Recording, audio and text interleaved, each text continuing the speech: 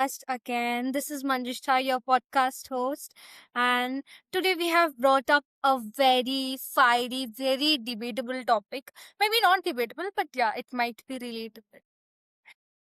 So today's topic is, why do people emotionally shut down? See, emotional availability is such a big talk right now in the market. So let's talk about it. How can we miss out on it, right? Okay. So let me first beginning with this podcast, let me tell you that this is a very safe space where I talk about relationships and these kinds of topic where people might, but yes, I want to change few narratives here. So that is the purpose of this channel. So let's get started. Some people feel emotionally close. Some people feel that their partner is not emotionally available, which can also connect back to their past traumas or with what intention of love they have came in this relationship. You can feel it. They are there. They are not really there. They care, but something is always missing. You try harder. You give more. You give your all. You make communication better, but somehow it still feels incomplete. And that is why we have come here to talk about it. So what is really emotional availability? Emotional availability is not about how often someone texts you or how often someone talks to you or how often do they validate you. Emotional availability is about how they are feeling, how they are expressing, and how they are receiving things in this relationship. Emotionally available person can be vulnerable. Their communication can be honest. They can handle emotional closeness without shutting down. They can stay present during difficulty and during any conversation. But what is the difference of an emotionally unavailable person? They might change the topic when things get serious. They struggle to express how they feel. They pull away when intimacy increases, or they make you feel like too much for having simple emotions. And the hardest part, sometimes they just don't know how to love fully. That is the truth. Coming back to another segment. Love fully. Why can't they just open their heart and love you? Yes, there are people who just cannot open up to you. So let's understand why. Because when you understand it, you stop blaming yourself in that relationship. One thing can be connected back to childhood trauma. Many emotionally unavailable person grow up in emotionless environment. They grow up in an environment which is very emotionally unavailable. Maybe they were neglected, they were ignored, they were evaluated, or they were punished because of simple things.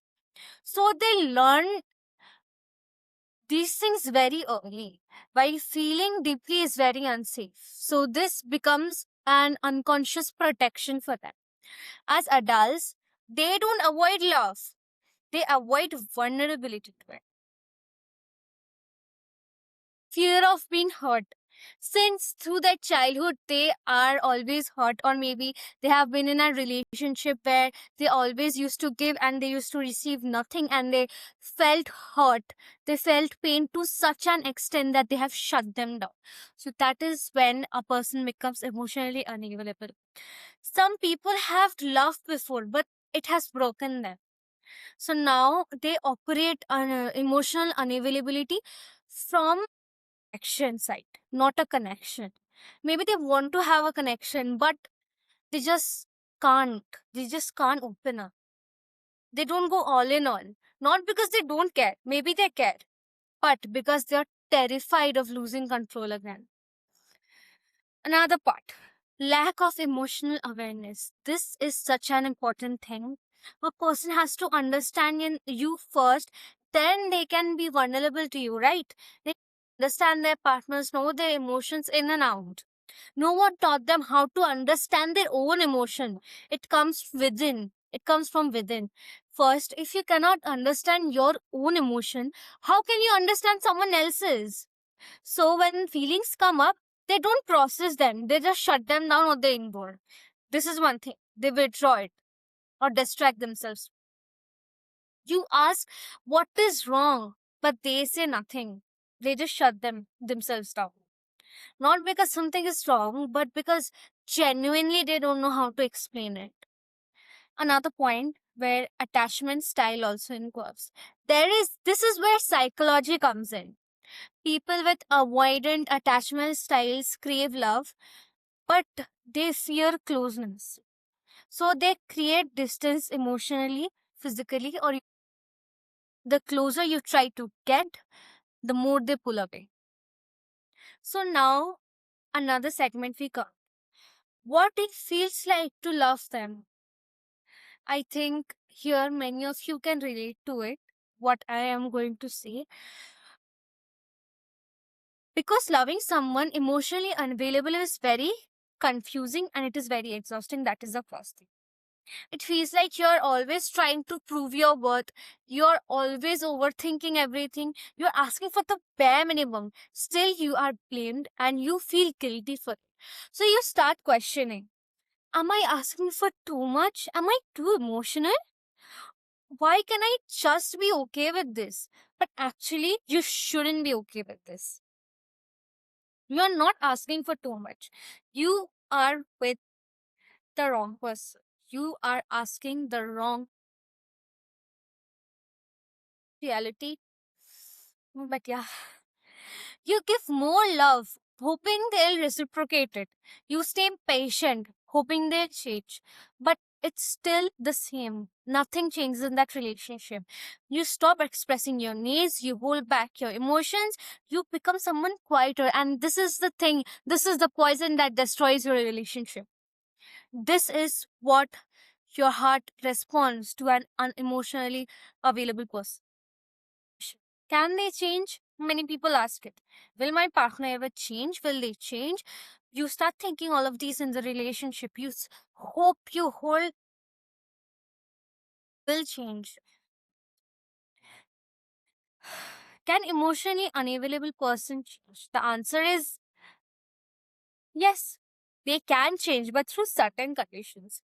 It is not because you love them harder, not because you waited for them longer. It changes when they become aware of their patterns, when they take the responsibility, when they actively work on themselves. It starts with them, not you. That is the thing. It starts with them. It is their responsibility. You cannot heal someone who has not seen the problem. You have to show them the problem first. And love is not meant to feel one sided. Love is something very beautiful when two people love each other, when they mirror each other, when both are emotionally available with the same agenda in that relationship. That's when you feel heaven in love. But besides that, many people feel hell. So, yeah, that's it for this video. If you're listening to this and you feel seen, I want you to remember that you deserve to be loved where you don't chase emotions. You don't feel that you are too much. You don't feel that you are to be blamed. You don't feel that you are in a gunpoint section. You are worthy of it. You are worthy of love and every good things in this world. And treat yourself like that. Sometimes the most powerful thing you can do is not to try harder, but to choose better. Love should feel not confusing, not draining, and not uncertain. As I said, love is heaven, but when it is with the right person. See you in the next episode, brought to you by Intimate Wellness.